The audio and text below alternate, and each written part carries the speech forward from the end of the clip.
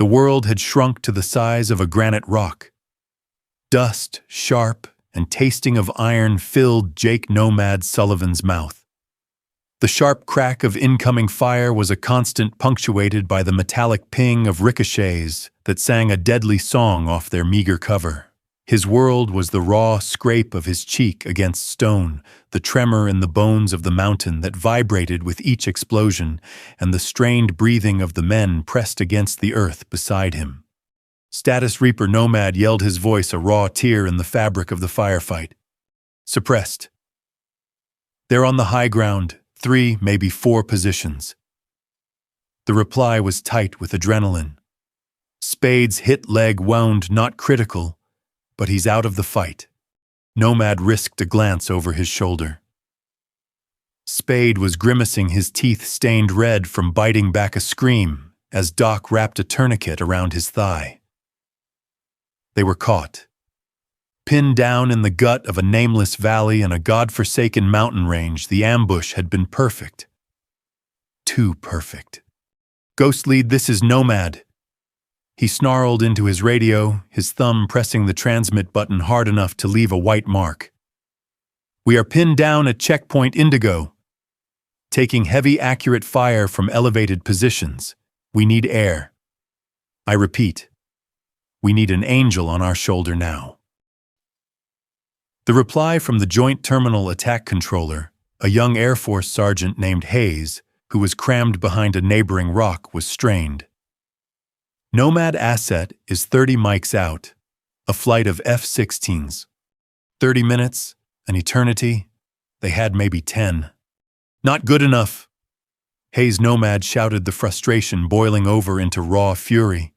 A fresh hail of bullets chewed at the rock above his head, showering him with stone chips. Get me anything that flies. Anything that has guns. I don't care if it's a goddamn crop duster. Any jet will do. There was a pause, a crackle of static that seemed to stretch for a lifetime. Then a different voice from the command net, calm and detached. Nomad Ghost Lead. Vipers are being retasked. We have a flight of 1 on station diverting from another sector. Call sign, Valkyrie. Nomad spat a stream of bloody saliva onto the dirt. Valkyrie, he muttered to Reaper, who had crawled closer. Sounds like a stripper's stage name. Reaper offered a grim, humorless smile. As long as she can dance, sir. Nomad didn't reply. He stared at the ridge opposite them, a jagged line of black stone against a mercilessly blue sky. The enemy fire was becoming more confident, more precise. They were walking the rounds and zeroing their position. He could feel the cold calculus of their remaining ammunition, the dwindling seconds of their lives. He braced for the high, tearing scream of a modern fighter jet, the kind you saw on recruitment posters. But the sound that came was wrong. It wasn't a scream from the heavens. It was a low, guttural whine that seemed to rise from the earth itself, a menacing hum that vibrated in his teeth. It grew louder, not with the speed of a jet, but with the relentless approach of something heavy, something angry. Then he saw it. It didn't streak across the sky. It clawed its way into view, coming in low over the ridgeline, its wings straight and broad, its twin engines perched high on its back. It was ugly, brutalist, a machine designed without a single thought for grace. The A-10 Thunderbolt II. The Warthog. Nomad froze. His hands gripping the fore-end of his rifle went slack. Everything he expected, everything he had prepared for, vanished. This was not the sleek, elegant angel he had pictured. This was a monster from a forgotten war, a flying tank that had no business in the modern sky. It flew with an unnatural stability, a predator settling in for the kill. And it was flying impossibly suicidally low. The sheer audacity of it stole the breath from his lungs. The roar of its engines washed over them, a physical pressure that silenced the rifle fire for a stunned heartbeat. And in that heartbeat, Nomad's world, which had shrunk to the size of a rock, expanded to encompass the sky. Inside the cockpit of call sign Valkyrie, there was only silence. The chaos below was a distant abstract problem displayed in the cool green glow of the heads-up display. The world outside the armored glass was a panorama of rock and sky, beautiful and deadly. Here inside her titanium bathtub, Captain Eva Rostova was in absolute control. Her breathing was a steady, metronomic rhythm through the oxygen mask, a quiet counterpoint to the low hum of the avionics and the deep, resonant thrum of the twin TF-34 engines behind her. Her gloved hands moved with an economy born of 1,000 hours of practice, her fingers dancing over throttles and switches on the HOTAS control stick. There was no wasted motion, no hesitation. She and the machine were one entity. To the side of her main console, tucked securely into a frame, was a small faded photograph of a young woman with a defiant smile, her hair wild in the wind. Eva's gaze never lingered on it, but she was always aware of its presence. A silent promise in a silent world. Through the HUD, the valley below was not a place of terror, but a three-dimensional map of data. Green brackets highlighted the estimated friendly positions based on the last signal from their JTAC. Red diamonds pulsed where enemy fire was originating. Altitude, airspeed, weapon status, everything was presented in a language of pure information. Eva processed it all, her mind a calm center in the storm of tactical data. She was not a warrior. She was a surgeon, and the battlefield was her operating theater. The strained voice of the SEAL leader Nomad had been a jagged intrusion into her sterile environment, a spike of raw emotion in a world of logic. Any jet will do. The words echoed with a desperation she understood better than he knew. It was the prayer of the forgotten, the plea of the man on the ground, looking to a sky that was too often empty. She eased the stick forward, dipping the Warthog's nose. The ground rushed up to meet her. She could see the muzzle flashes, now tiny sparks of malice on the mountainside. She was alone up here.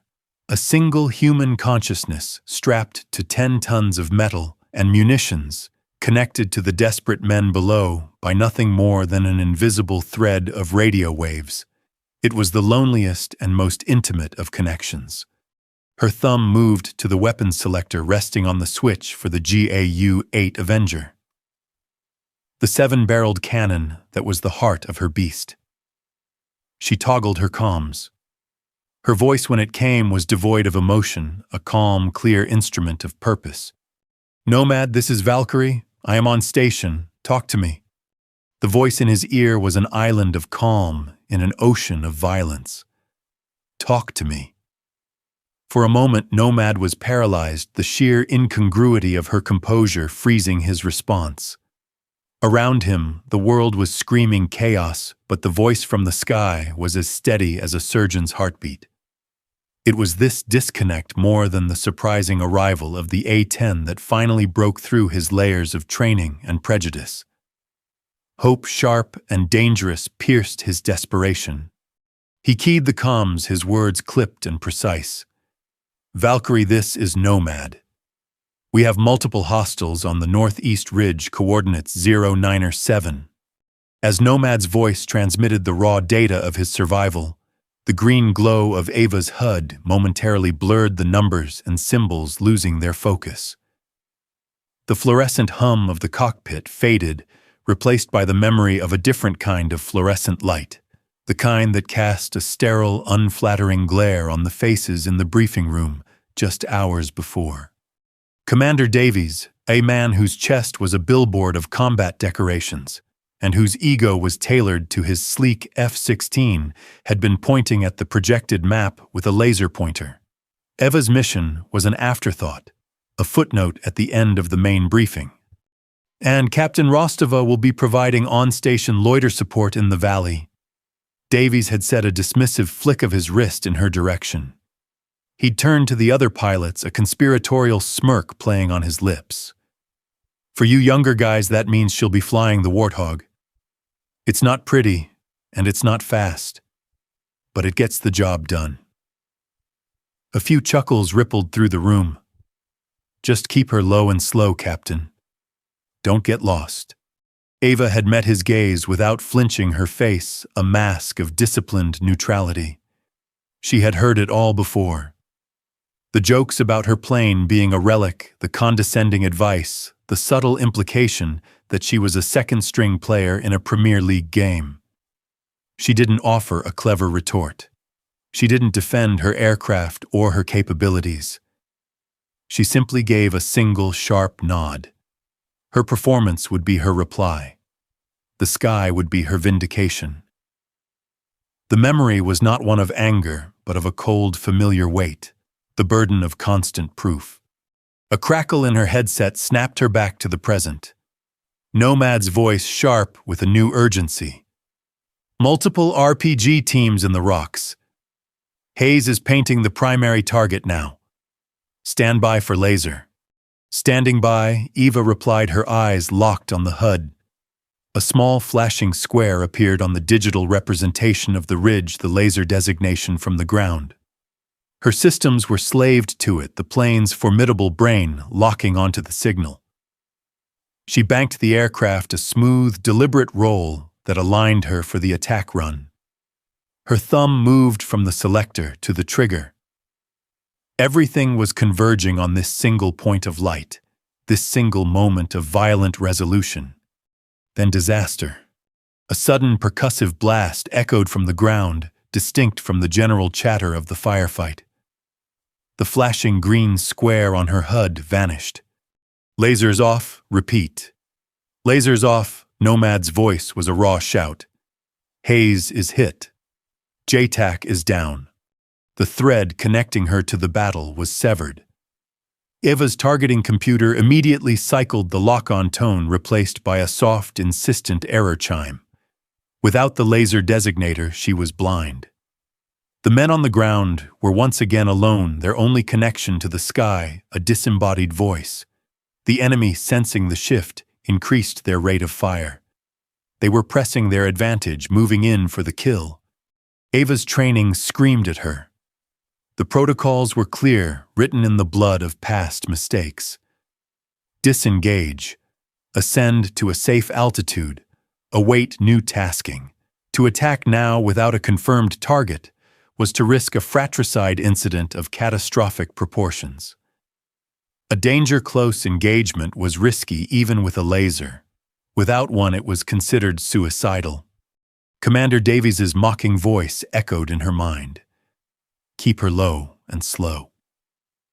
She looked at the photo of her sister, at the defiant smile that dared the world to do its worst.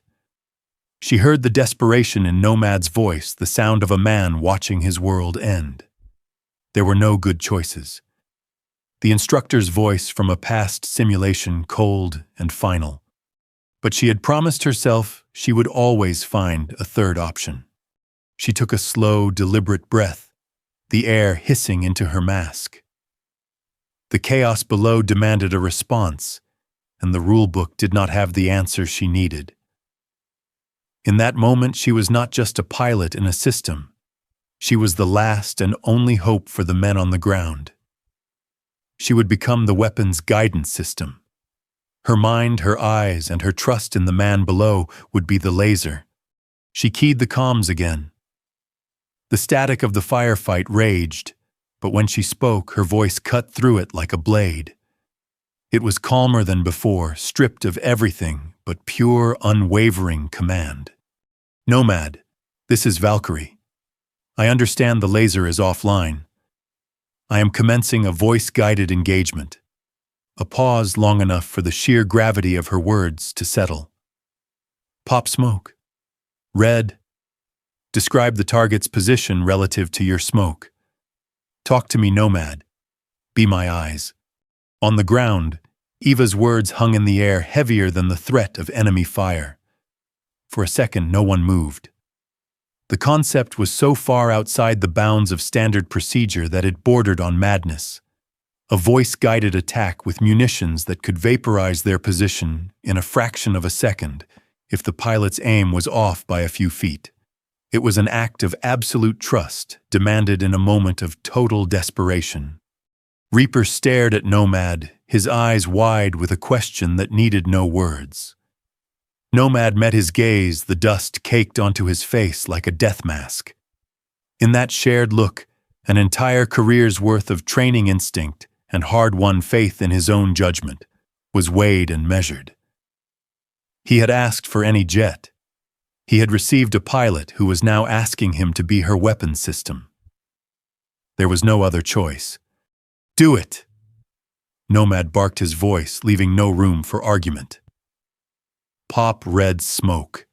A soldier fumbled with his pack, pulled a canister, and threw it into the open. It landed with a dull thud and began to hiss, spewing a thick, billowing cloud of crimson smoke. The plume rose into the sky, a beautiful, obscene flower of war that screamed their position to the world.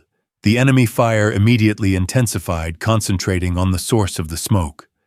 Nomad shielded his face from the debris and pressed the transmit button. His voice was now as calm as hers, a tool honed for a single purpose. "Valkyrie smoke is out. We are 40 meters due south of the smoke. Primary target is a machine gun nest positioned 50 meters directly north of the smoke. It's in a V-shaped notch in the rock face. Do you copy?" "Solid copy, Nomad." Her voice returned unwavering. 50 meters north of the smoke. In the V-notch. I am inbound. In the cockpit, Eva saw the plume of red. It was her only anchor, her only point of truth in the chaos.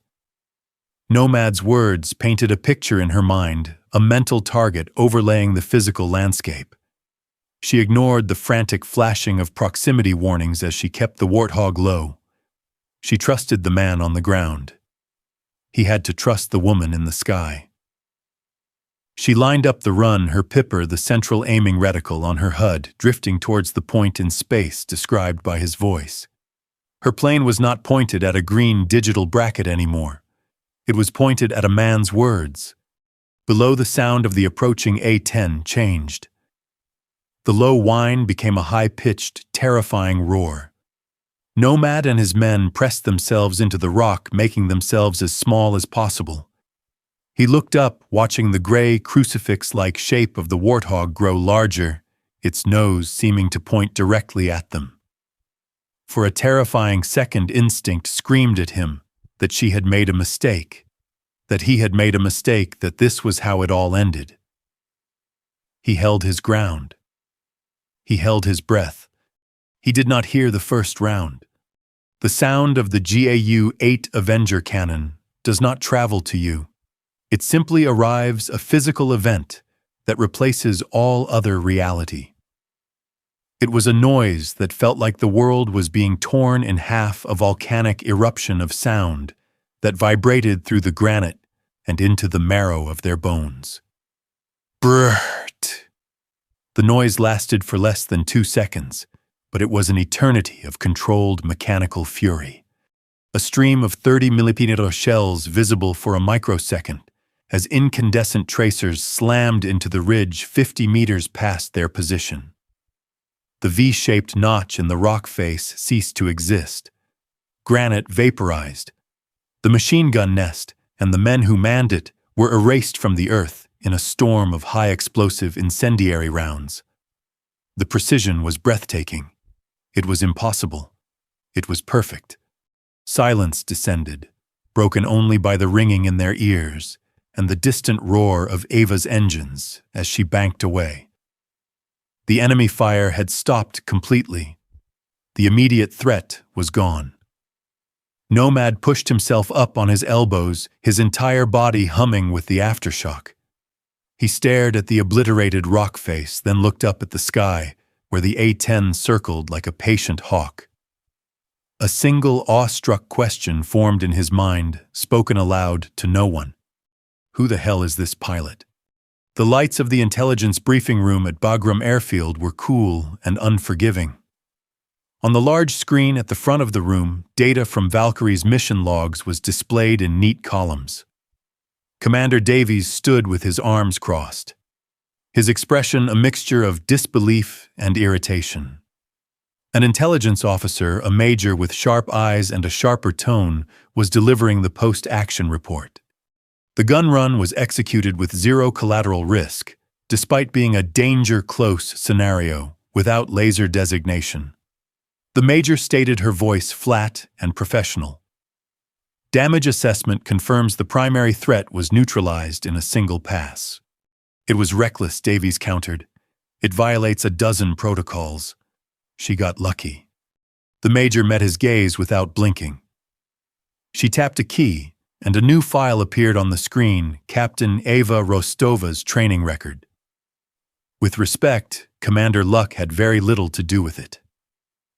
Captain Rostova was the top graduate of the KAS Advanced Tactics course. She holds the squadron's all-time record for gunnery accuracy, a record she set during a bad weather simulation with malfunctioning instruments. She tapped another key. A document appeared, the title clearly visible, Voice-Guided Engagement Protocols in High-Threat, Low-Tech Environments, a Tactical Analysis. This was her graduate thesis at the Air Force Weapons School, the major continued. She didn't just follow the book, Commander. She wrote it. Later that evening, Nomad found her near the flight line. The ground crews were swarming over her A-10, patching dozens of bullet holes in its fuselage.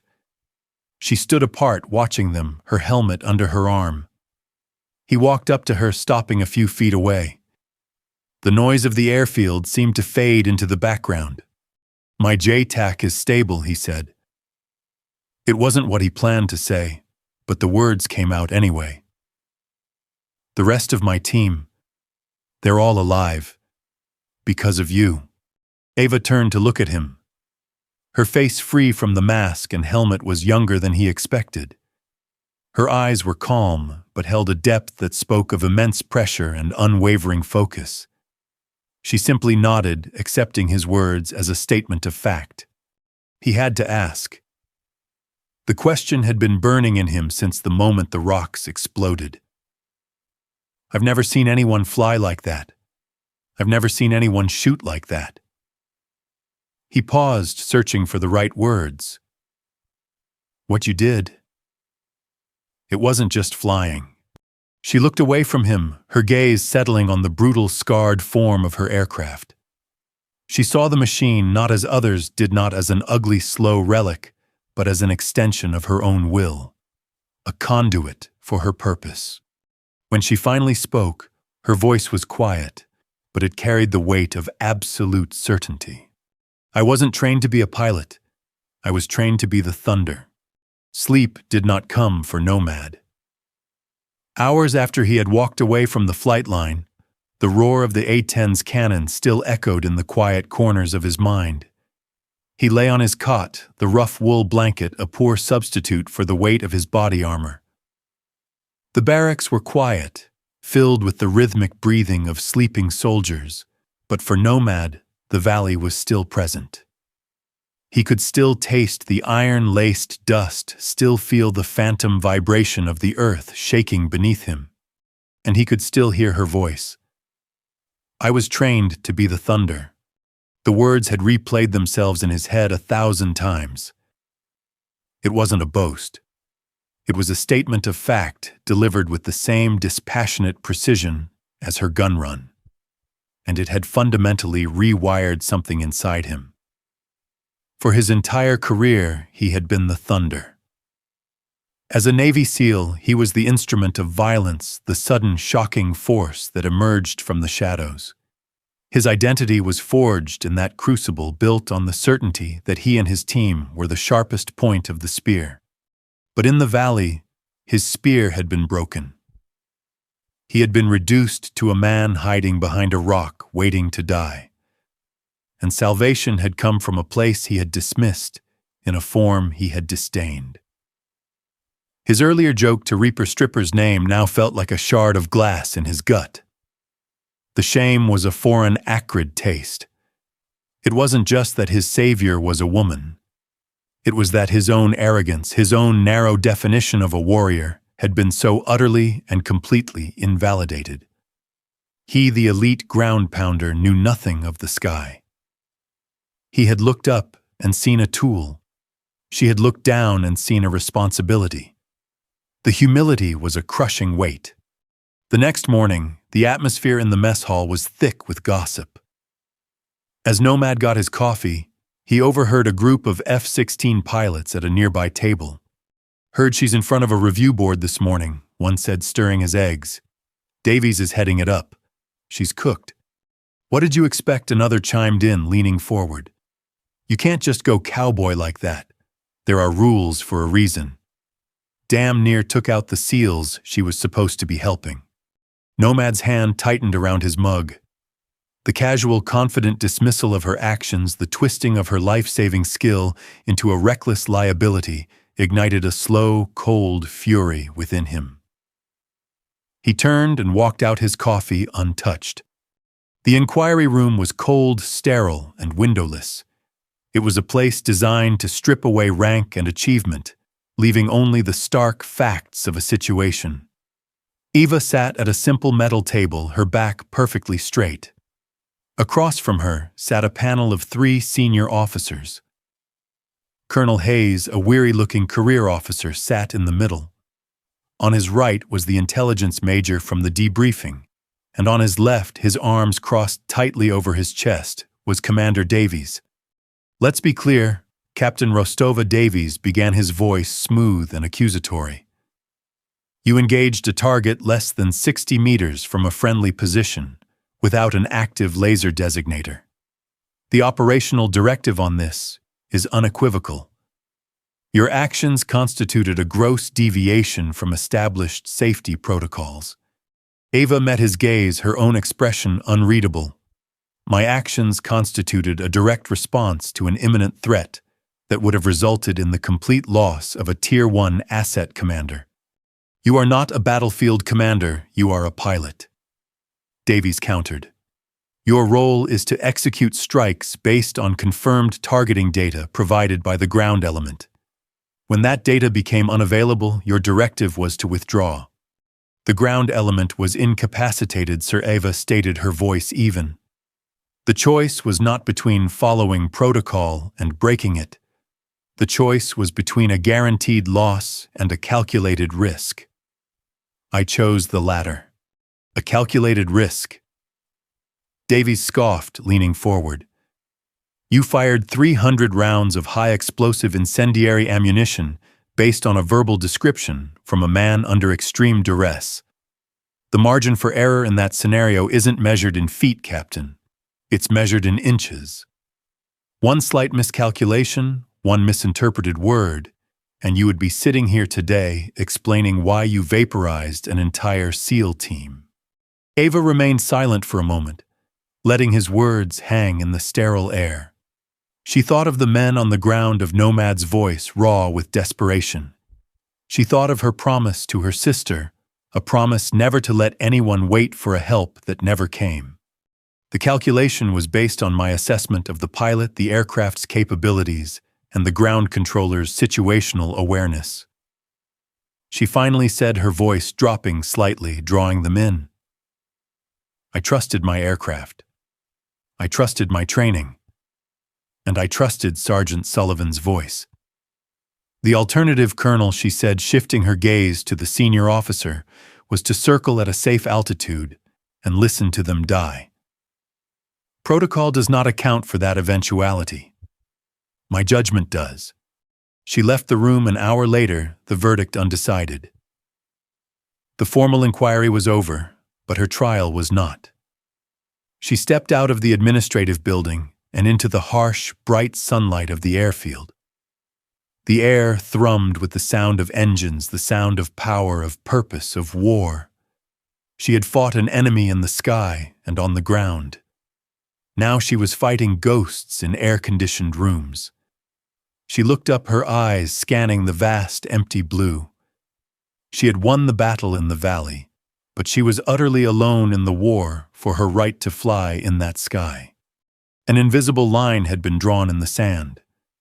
On one side was the cold, sterile logic of the rulebook, and on the other was the searing truth of the valley. For Jake Nomad, that line was a frontier he had to cross. The casual dismissal of Eva's skill in the mess hall, combined with the knowledge of her formal inquiry, had solidified into a hard knot of resolve in his gut. His silence had become a form of complicity he could no longer tolerate. He had been trained to neutralize threats, and the greatest threat to the truth of what had happened in that valley was not an enemy combatant, but the quiet, orderly churn of military bureaucracy. He found his team cleaning their weapons, the familiar ritualistic motions, a way of processing the violence they had endured. He didn't need to rally them or deliver an inspiring speech. He just looked at them, his gaze passing over each man he had almost lost. "They're hanging that pilot out to dry," he said, his voice low and even. "There's a full mission debriefing at 1400. We're all scheduled to give testimony." He paused, letting the weight of the unspoken settle. "We're going to tell them exactly what happened." Reaper looked up from the rifle he was disassembling, his knuckles white. "Damn right we are." The formal debriefing room was a significant step up from the windowless box where Eva had been questioned. It was larger, tiered with a polished wooden dais at the front. It felt less like an inquiry and more like a courtroom. The air was thick with the scent of floor polish and self-importance. Senior officers from both the Air Force and Special Operations Command were present. Eva sat with the other pilots, a solitary, composed figure amidst the boisterous camaraderie of the fighter jock fraternity.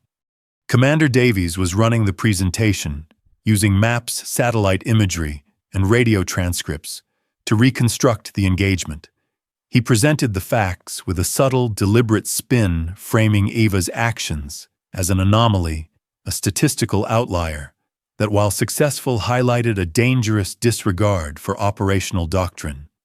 When it was Nomad's turn, he walked to the front of the room. He stood not at the designated podium, but in the center of the floor, forcing everyone to turn and face him directly. His presence, even out of his combat gear, commanded an immediate silent respect. Lieutenant Sullivan Davies began his tone patronizingly formal. "The data shows Captain Rostova's attack vector brought her ordnance within the accepted margin of error for a fratricide event.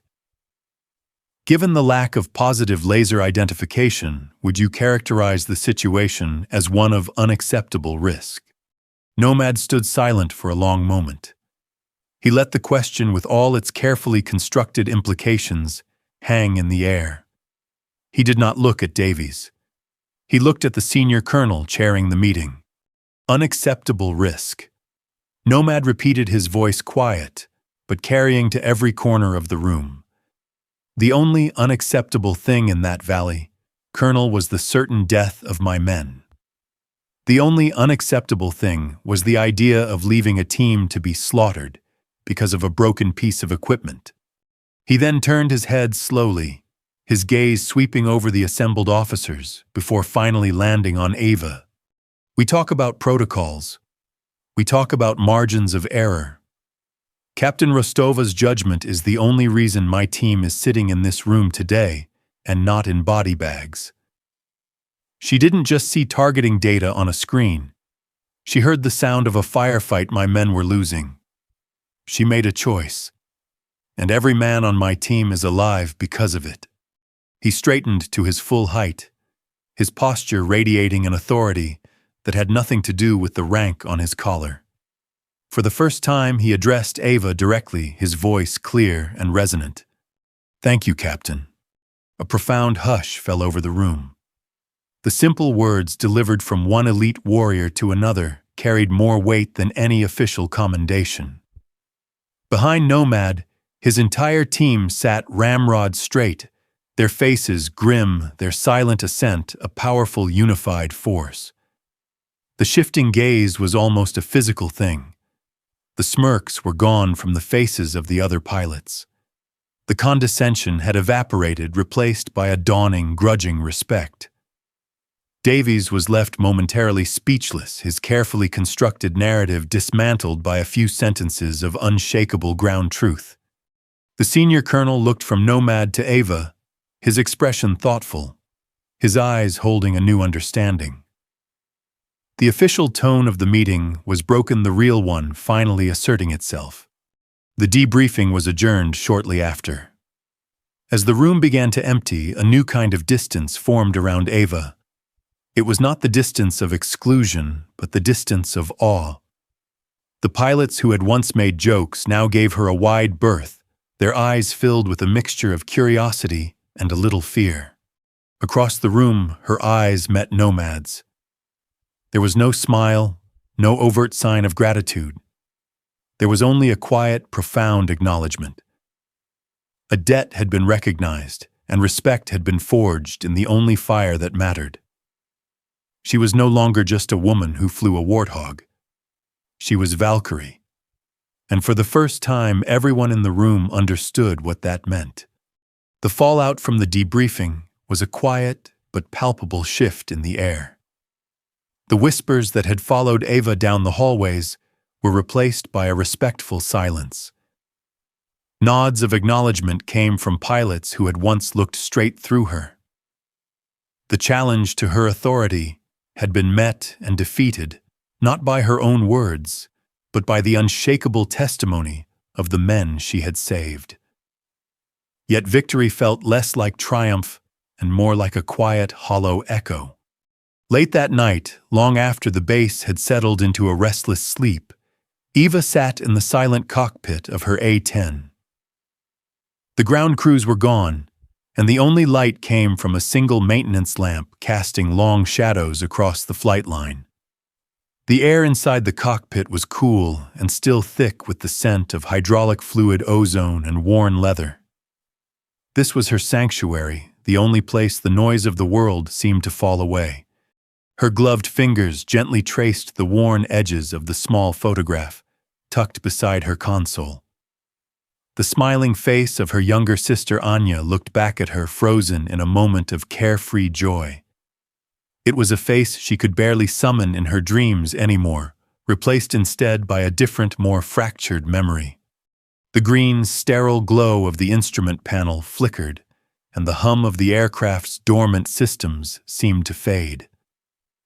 It was replaced by the frantic, pulsing strobe of red and blue lights reflecting off wet asphalt. The memory always began with the sound.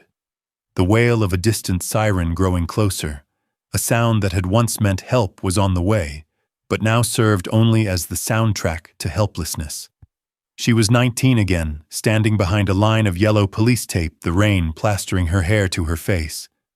The world was a chaotic blur of shouting firemen, shattered glass, and the mangled wreckage of a small sedan wrapped around a telephone pole. "Please," she had begged the stone-faced police officer. "That's my sister's car." "Is she—" "You need to stay back, miss. They're working on it." But they weren't working fast enough. She could see the paramedics, their movements frantic, but agonizingly slow as they struggled with the jaws of life. Every passing second was an eternity, a grain of sand slipping through an hourglass she could see but couldn't stop. She saw the firefighter shake his head. She saw the paramedic's shoulders slump. She knew even before they officially pronounced it.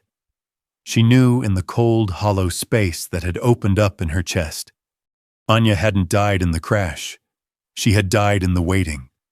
The feeling of that moment had been branded into her soul, a suffocating, absolute powerlessness. She was a bystander to the most important event of her life, held at bay by procedures and physics, while her sister's life slipped away just 100 feet in front of her. It was in that moment, shivering in the cold rain, that a silent, ferocious vow had been forged. She would never be helpless again. She would never stand by and watch. And she would never ever be the one who arrived too late. That single agonizing memory was the ghost that flew in her cockpit, the silent co-pilot on every mission. It was the reason she studied tactics with a monastic devotion, the reason she pushed her aircraft to its absolute limits, the reason she had heard the desperation in Nomad's voice and recognized it as her own. A soft knock on the cockpit's ladder startled her, pulling her back to the present. She looked down to see Nomad standing on the tarmac below 2 steaming mugs in his hands. He didn't speak, just tilted his head, a silent question. Eva unstrapped herself and climbed down. The night air was cool on her face. He handed her one of the mugs. It was coffee, black and strong. They stood in silence for a long moment, 2 solitary figures in the vast, dark expanse of the flight line. He didn't ask what she was doing here so late. He didn't ask about the inquiry or the looks from the other pilots. He seemed to understand that some burdens were carried alone. He just looked at the scarred, pockmarked nose of her Warthog. She took a beating, he said, his voice a low rumble. She's tough. Eva replied, her fingers warming on the ceramic mug. He nodded, taking a sip of his coffee. He looked at her, his gaze direct, the last traces of his old arrogance gone, replaced by a quiet, steady respect. So is her pilot. He didn't know her story. He didn't know about Anya or the rainy night that had redefined her world. But in the shared silence of the flight line, surrounded by the sleeping machinery of war, he saw the weight she carried. And for the first time since her sister's death, Eva felt, if only for a moment, that she was not entirely alone in carrying it. The respect Nomad now felt for Eva was a solid, tangible thing, a new piece of hardware he carried with him. But it was accompanied by a persistent, nagging question. He had witnessed her skill, understood the cold fury of her official record, and sensed the deep personal grief that fueled her. But it still didn't add up. The calm, the focus, and the almost supernatural intuition she'd displayed in the valley that couldn't be explained away by a training manual or a personal tragedy alone. It felt older, more ingrained, like a philosophy, and he needed to understand it. Driven by this professional curiosity, Nomad found himself back in a secure terminal, accessing the personnel files he was cleared for. He pulled up Eva Rostova's record again. This time he ignored the impressive scores and the list of qualifications. He scrolled down past the formal commendations and the official portraits to the very beginning of her career. He was looking for a source, a point of origin. He found it in a scanned document so old the digital text was slightly blurred. It was a formal recommendation written over a decade ago, arguing that the then Second Lieutenant Rostova should be immediately assigned to the A-10 Thunderbolt II program, bypassing the more conventional career paths. Such a direct assignment to the less glamorous Warthog was unusual. Most ambitious young pilots aimed for the sleek fighters that promised speed and glory. But it was the signature at the bottom of the letter that made Nomad lean closer to the screen. It was not signed by a general. It was not signed by a pilot. The signature belonged to a retired Air Force Chief Master Sergeant named Marcus Thorne. Nomad felt a jolt of recognition, a name pulled from the legends and war stories told in hushed, reverent tones in SEAL team rooms and forward operating bases. Marcus Stonewall Thorne was not just a JTAC. He was one of the founding fathers of modern special operations air-to-ground integration. A combat controller who had spent 30 years with his boots in the mud and his voice in the sky from the deserts of the First Gulf War to the frozen mountains of Afghanistan. He was a ground pounder's legend, and he had personally recommended Eva Rostova. Nomad read the body of the letter, and the final piece of the puzzle clicked into place. Thorne's words were blunt, stripped of military jargon, written with the conviction of a man who had seen it all. I have overseen the training of hundreds of pilots. They learn to fly with their hands and their eyes. Rostova is the first one I've seen who flies with her ears. She listens. not just to the radio, but to the silence in between the transmissions. She understands that the real target is the fear in a man's voice. Most pilots want to be the sword. She has the discipline and the heart to be the shield. She doesn't think like a pilot. She thinks like the grunt on the ground who needs her. The words hit Nomad with the force of a physical blow. This was the source. This was the missing link. Eva's almost telepathic connection to his situation in the valley wasn't some magical intuition. It was a learned skill, a philosophy instilled in her by one of their own. Her empathy wasn't a byproduct of her gender. It was a tactical weapon honed by a master of his craft. The invisible line between the sky and the ground, between her world and his, dissolved into nothing. They were two different branches of the same tree with roots drawing from the same warrior ethos. He found her later that day in the mess hall, sitting alone, methodically field stripping and cleaning her sidearm on a small mat. It was a ritual he knew well, a way of finding order in a chaotic world. He walked over and sat opposite her, his tray untouched. She looked up, her eyes questioning. "I knew a CCT back at Bragg," Nomad said, his voice casual but his eyes watching her carefully. "An old-timer. Name of Thorne. Mean gravel-voiced son of a bitch who said pilots were just truck drivers with fancier scarves."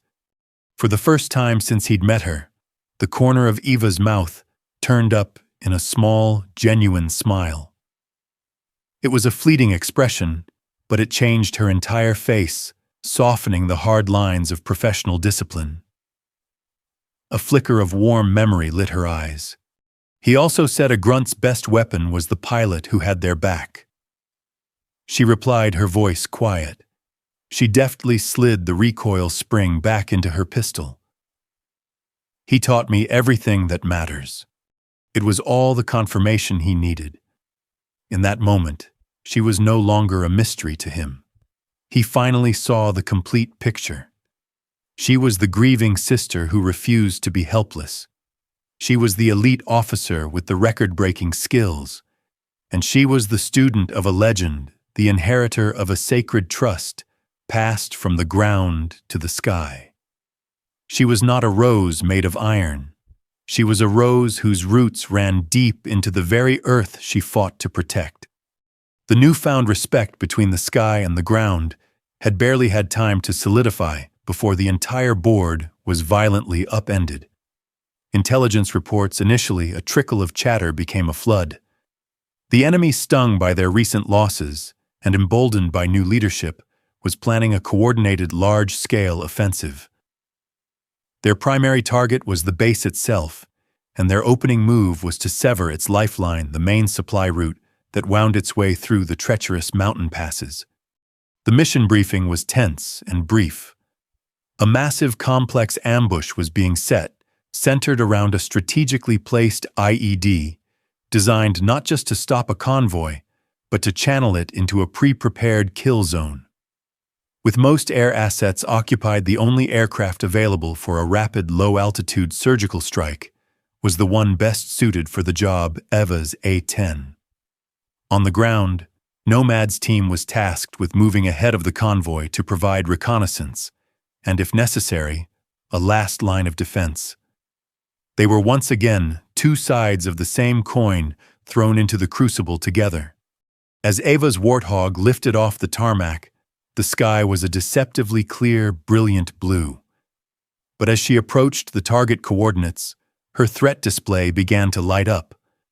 The valley wasn't just occupied, it was infested. The enemy had learned. This wasn't just an ambush for a convoy, it was a trap for her. "Valkyrie, be advised?" Nomad's voice crackled in her ear, his tone tight with a familiar tension. "We're seeing multiple concealed heavy gun emplacements on both sides of the valley. This feels wrong." From her vantage point, Eva could see the full, terrible geometry of the trap. She saw the choke point where the main IED was likely buried. She saw the interlocking fields of fire from the machine guns. and she saw the prize, a heavily fortified command vehicle tucked into a rocky alcove bristling with communication antennae. It was the brain of the operation. Taking it out would paralyze the entire enemy force, but it was also surrounded by the highest concentration of anti-aircraft assets. She banked her eyes, scanning the terrain, when a sudden terrifying streak of white smoke erupted from the rocks below. A MANPADS missile. She broke hard, deploying flares, her heart slamming against her ribs as the missile screamed past, detonating harmlessly behind her. But it was followed by another, and then another.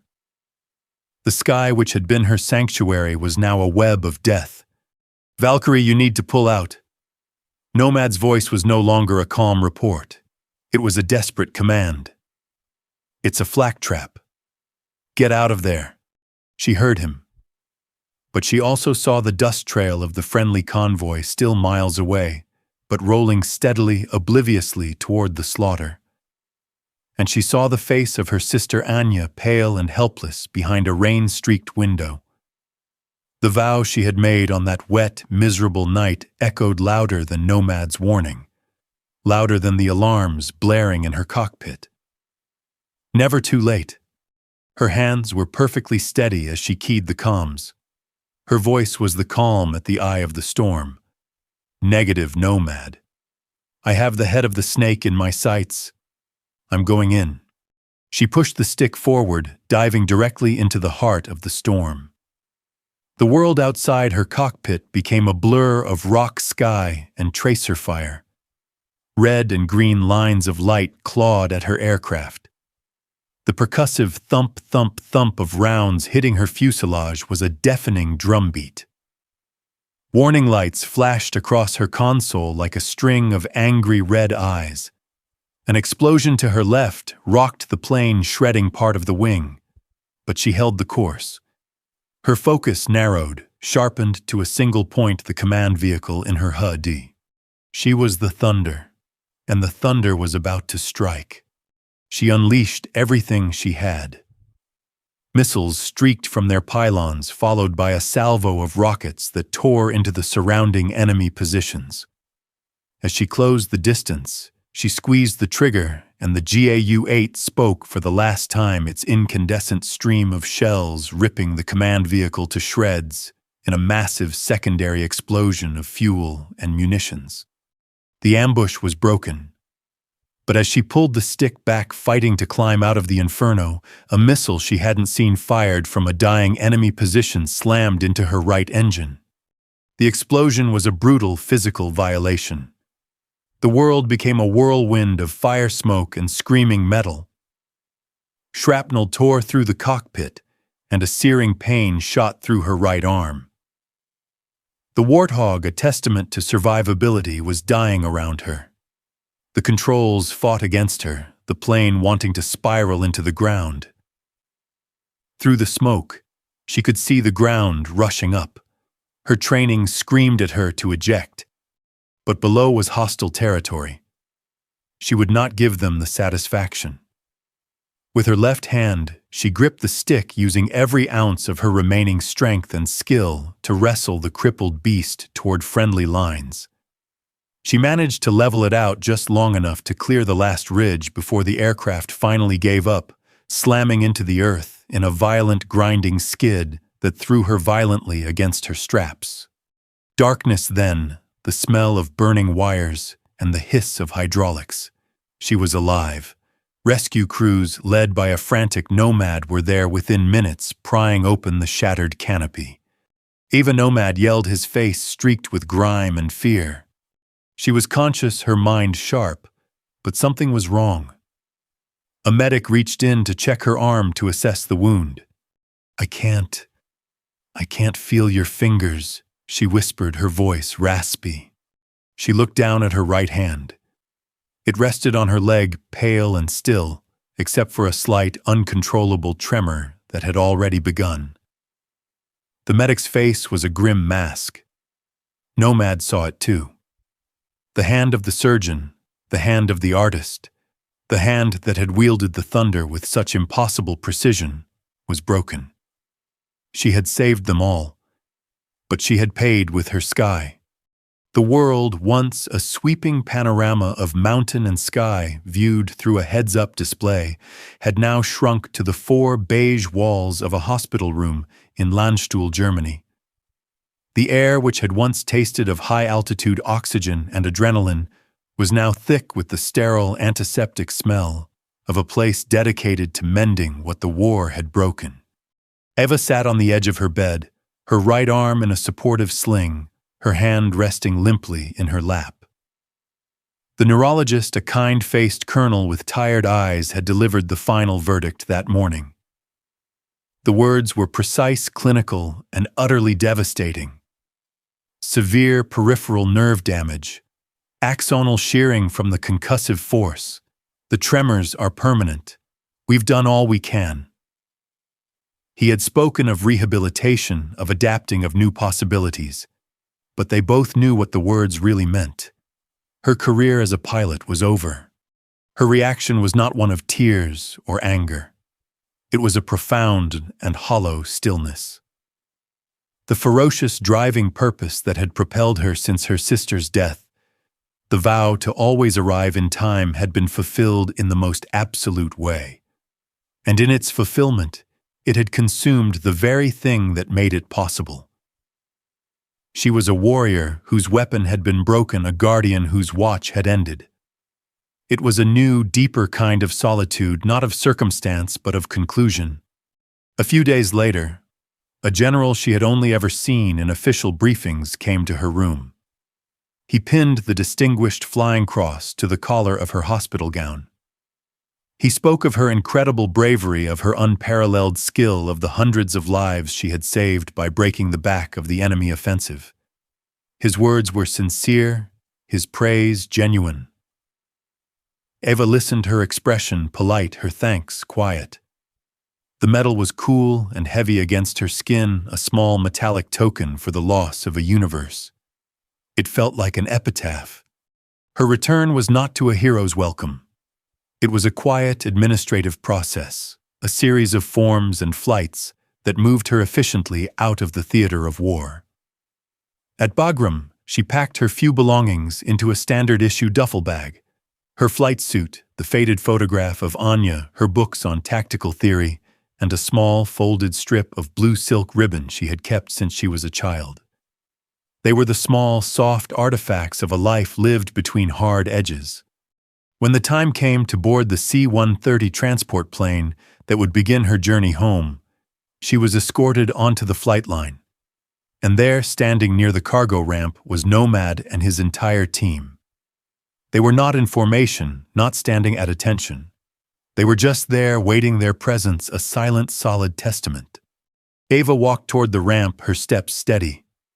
Her injured arm was cradled against her chest, a permanent reminder of the price. Nomad stepped forward, his face etched with a gravity that went beyond words. He didn't offer sympathies or platitudes. He knew with the instinct of a fellow warrior that such things were useless now. Instead, as she drew level with him, he simply raised his hand to his brow in a slow, deliberate salute. It was the cleanest, most powerful gesture he could offer. It was not a gesture for an officer or for a woman. It was a salute from one survivor to another, a final, profound acknowledgement of a debt that could never be repaid. Behind him, one by one, the rest of his team followed his lead, their hands raised in a silent, unified chorus of respect. Eva stopped. The rules, the regulations dictated that she, as an officer, should return the salute. But she couldn't. Her right hand, the hand that had guided the Thunder, trembled slightly in its sling, so she did the only thing she could. She stood straight, met Nomad's intense gaze, and gave a single sharp nod. In their eyes she saw her true metal.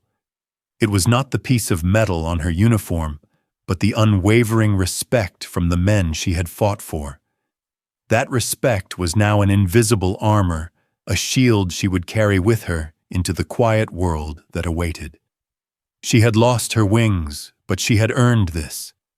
This was real. this would last.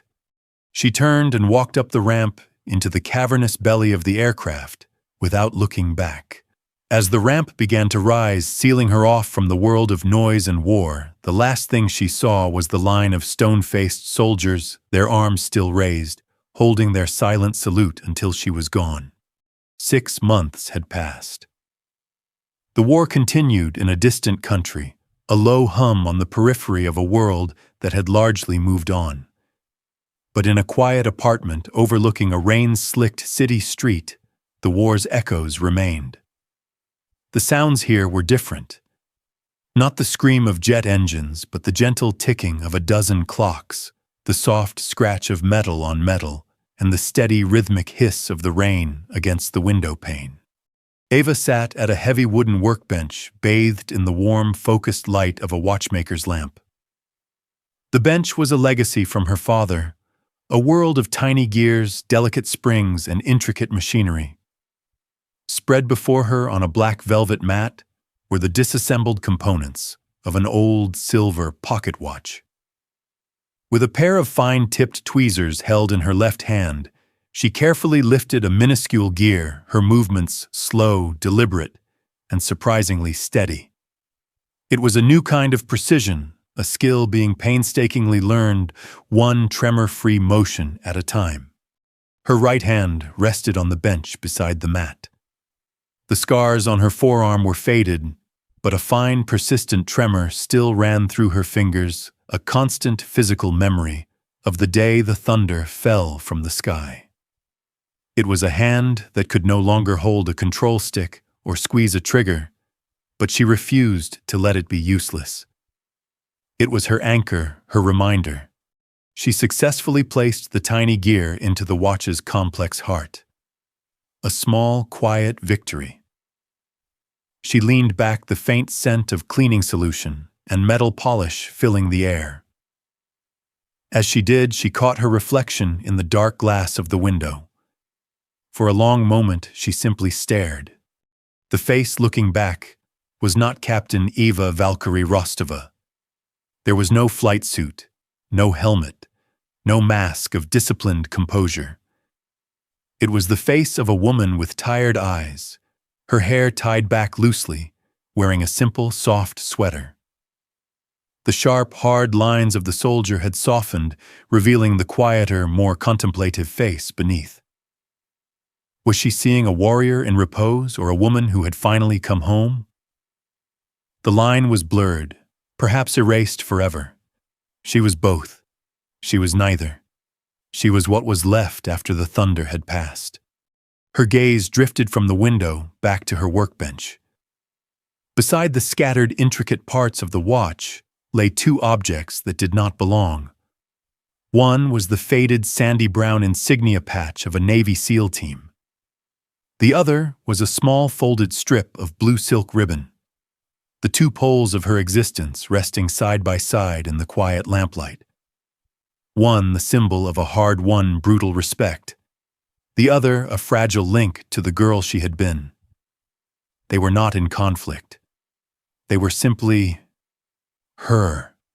The final image was of her hands. The learning, steady left hand patiently rebuilding a machine that measured time. The scarred, trembling right hand a testament to a time she had defied it. One represented a quiet future of resilience and reconstruction. The other was the permanent honored price of her past.